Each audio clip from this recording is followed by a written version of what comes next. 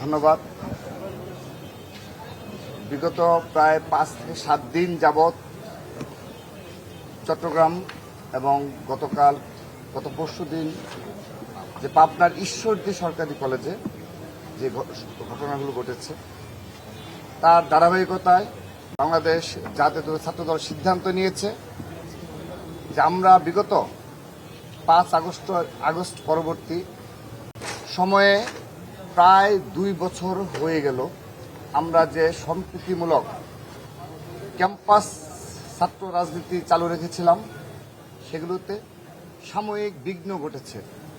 তার নেপথ্যে যে কারণে থেকে থাকুক সেই বিষয়টি আমরা অনুধাবন করে আমরা ঢাকার এবং ঢাকার বাইরের সকল বিশ্ববিদ্যালয়, শীর্ষ বিশ্ববিদ্যালয়গুলো, কলেজ ইউনিট এবং মহানগর ইউনিটকে আনুষ্ঠানিকভাবে ডেকে আমরা সাংগঠনিক জরুরি মতবিনিময় সভা করেছি এবং সেখানে আজকের এই সাংগঠনিক সভায় আমরা আমাদের সকল ইউনিট থেকে মতামত গ্রহণ করেছি।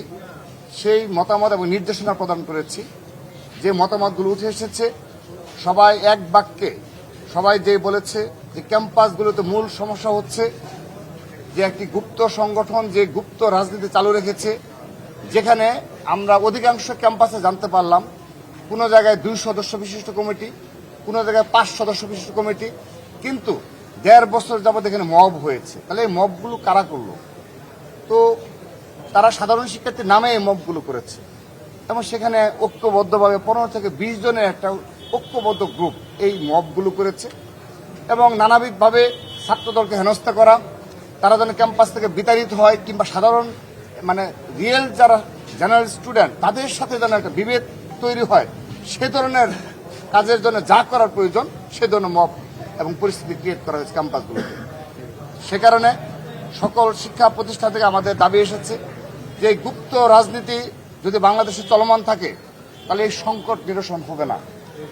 দ্বিতীয়ত, সোশ্যাল মিডিয়ার যে অব্যাহত প্রপাগান্ডা, এবং সেখানে অবশ্যই আমরা অকপটে স্বীকার করব যে আমাদেরও বেশ কিছু নেতাকর্মী রয়েছে যারা প্রতি উত্তরে এই যে ধারাবাহিক প্রপাগান্ডা অব্যাহত মাসের পর মাস যে মিথ্যাচার প্রপাগান্ডা চলছে, তখন কাউন্টার হিসাবে তারাও অবশ্যই এখানে বেশ কিছু আইডি থেকে তারাও কিন্তু স্বাভাবিকভাবেই আমাদের কাঙ্ক্ষিত যে আচরণ সেগুলো করে নিই। আমরা তাদেরকে সতর্ক করেছি যে যতই প্রপাগান্ডা হোক না কেন, ষড়যন্ত্র হোক না কেন, কোনো ষড়যন্ত্রের ফাঁদে পা দেওয়া যাবে না।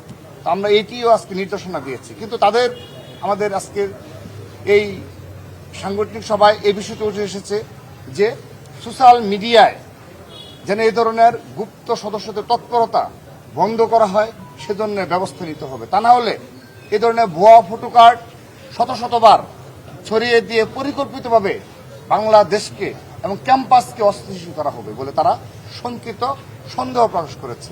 কিন্তু আমরা বলেছি যত যাই হোক ক্যাম্পাসকে সাধারণ শিক্ষার্থীদের পাশে থাকার জন্য যা করণীয় তাই করতে হবে। কোনোভাবেই কোনো ক্যাম্পাস যেন অস্থিতিশীল না হয় সেজন্য আমরা সর্বোচ্চ ধৈর্য এবং সংযম প্রদর্শন করব। এবং এই দুটো বিষয় উঠে এসেছে। এবং তৃতীয়ত আরেকটি বিষয় যে আমরা আজকের এই সাংগঠনিক সভা শেষে ইসলামী ছাত্র শিবিরকে আহ্বান জানাচ্ছি, দয়া করে আপনারা আমাদের এই নিবেদন বারবার অনুরোধ করছে আপনাদের যে গুপ্ত রাজনীতি থেকে বের হয়ে আসুন। ক্যাম্পাসে আপনাদের নেতাকর্মী তারা যদি মব করতে চায় প্রকাশ্যে মব করতে হবে। তারা যদি দেয়াল লিখে, আপনার ছাত্র শিবির হিসেবে দেয়াল লিখবেন।